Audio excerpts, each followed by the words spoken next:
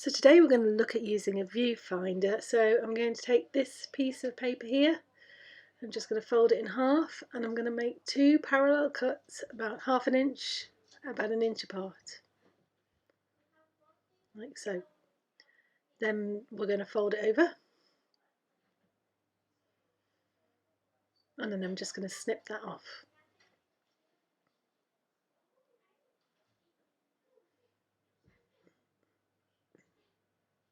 Okay, so now I've got my square viewfinder that I'm going to use to find a composition from the keys. So I'm going to place it at an interesting angle so that I can then draw it. Okay, happy with that? Ready to start. So I've got my pencils, I've got HB, 2B, 6B and a rubber, and I'm ready to go. So I'm going to start by drawing the box, and I'm drawing it size for size, and as you can see all of the proportions are completely the same as the square in front of me, so I can measure as well using the square that I've drawn, and of course I'm using my pencil to grab the angles as we go along as well.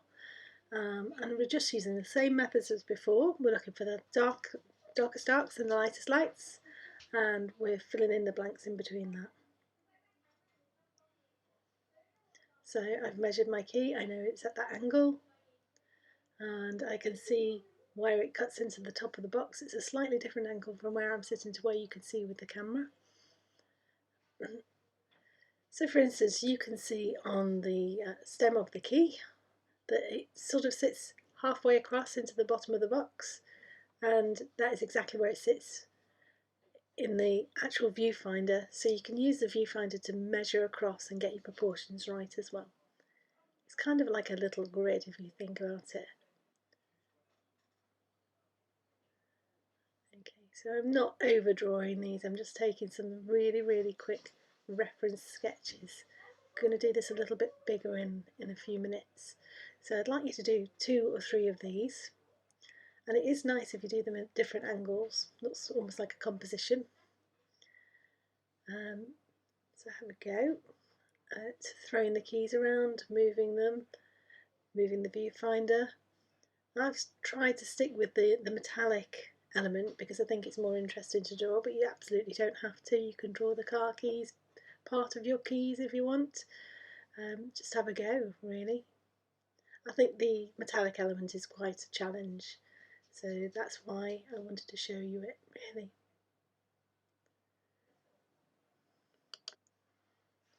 So just carrying on really, still looking for those lightest lights, looking for the gradients here as well. That's the key to the metallic element, the fact that there's lots of gradients. So you've got lots of mid-tones to light, you've got lots of darks to mids, and you've also got a three-dimensional element, which we've mentioned before, very slightly. So, you know, it's a challenge on those curves, not so much on the straight, but it's on the curves. Okay, so we're coming to the last one here now, the last small one that I'm going to draw. Then we're going to move on to the main event, the bigger one. As you can see, I'm drawing in the three-dimensional elements. I'm starting with the darks here. I'm working through, excuse me, so I've not quite got rid of that cough.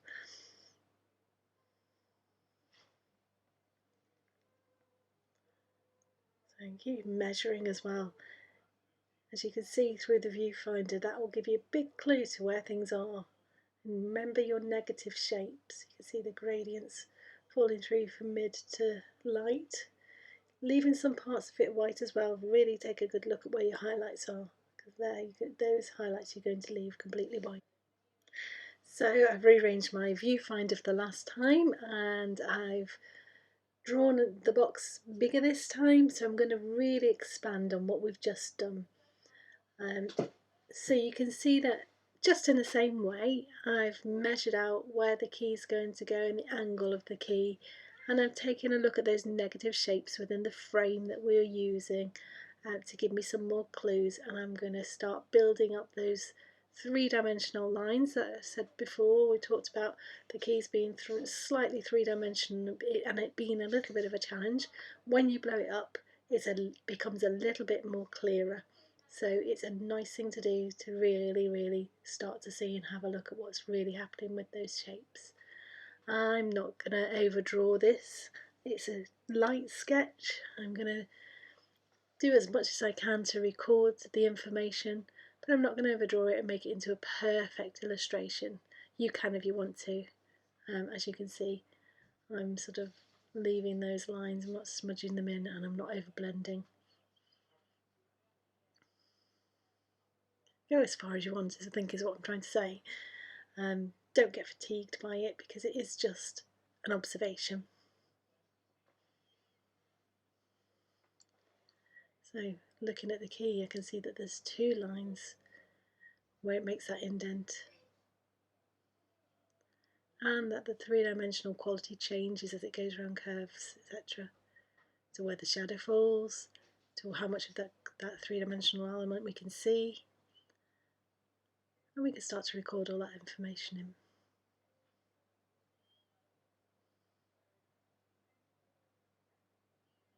Okay. Again, you can see I've left quite a bit of it white because we're talking about mid to light tones a lot on this, because it's got that reflective quality where it is reflecting quite a lot of the light. Finding where the dark tones are and building those in as well.